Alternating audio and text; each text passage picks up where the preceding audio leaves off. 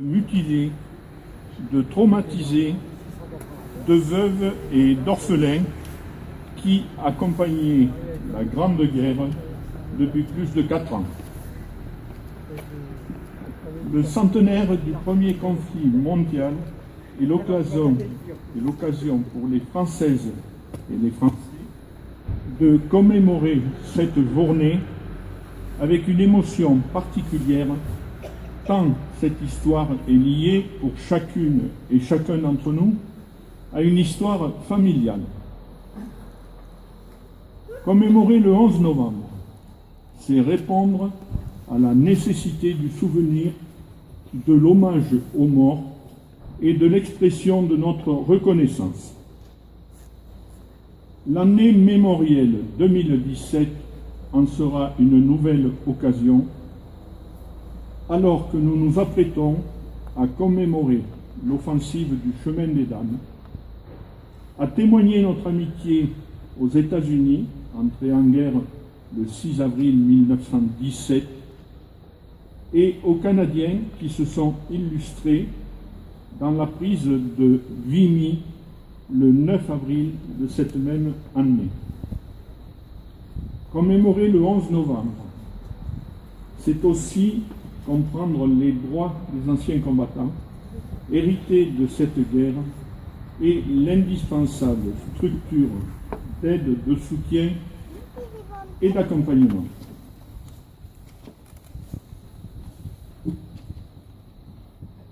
Créé dans l'urgence des combats en 1916, l'Office national des mutilés et réformés, qui deviendra l'Office national des anciens combattants et victimes de guerre, et dont nous célébrons le centenaire cette année, remplit toujours, un siècle plus tard, ses missions historiques de reconnaissance, de solidarité et de réparation au profit de toutes les générations combattantes de la Seconde Guerre mondiale aux opérations extérieures, en passant par les soldats engagés en Indochine et en Afrique du Nord.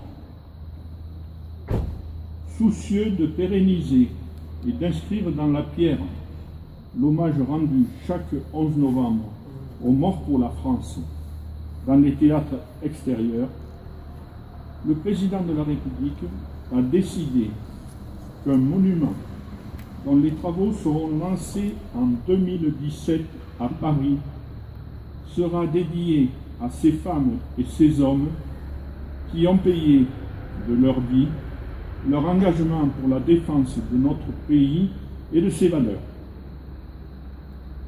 Ce futur haut lieu de la mémoire nationale entend témoigner à la jeune génération combattante la reconnaissance éternelle de la nation et rappeler aux Françaises et Français que la liberté dont ils jouissent est aussi due à l'engagement de ces femmes et de ces hommes qui, jusqu'au sacrifice de leur vie, sont prêts à la défendre. Veillons à ce qu'aucun de nos enfants ne l'ignore en poursuivant l'indispensable travail de mémoire.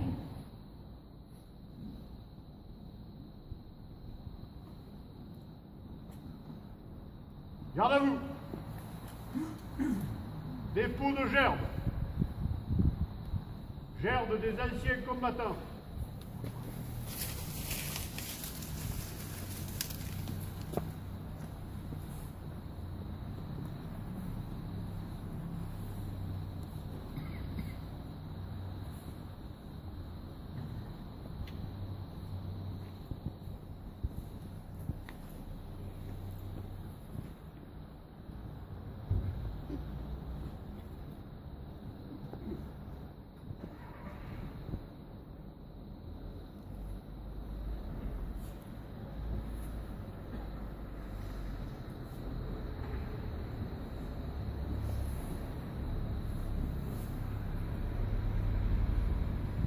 Gerbe de monsieur le député de la Lozère.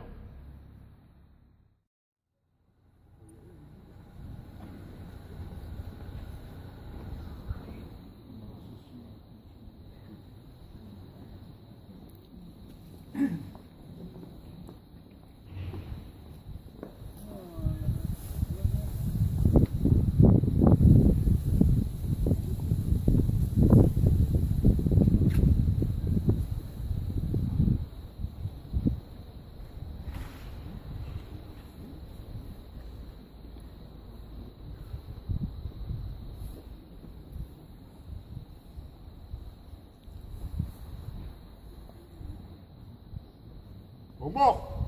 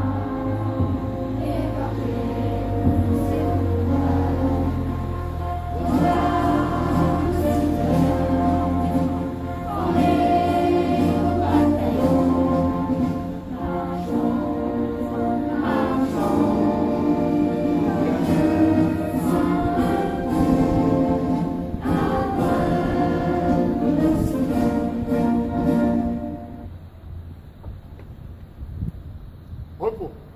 Vous pouvez remercier les porte-drapeaux.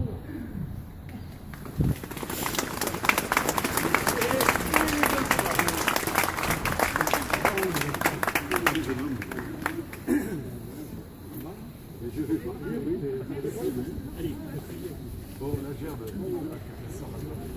Mais non, mais elle est dans le corps de la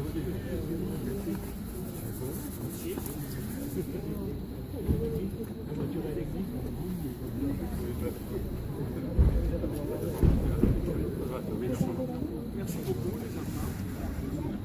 C'est vraiment très fort. Merci.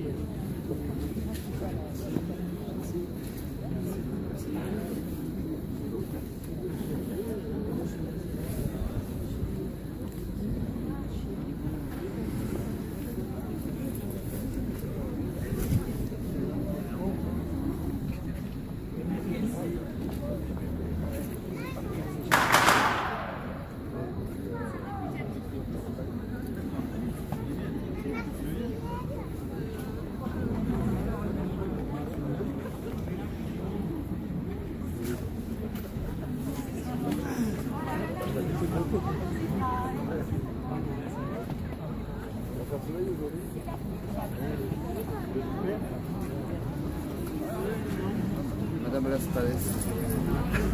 C'est méchant.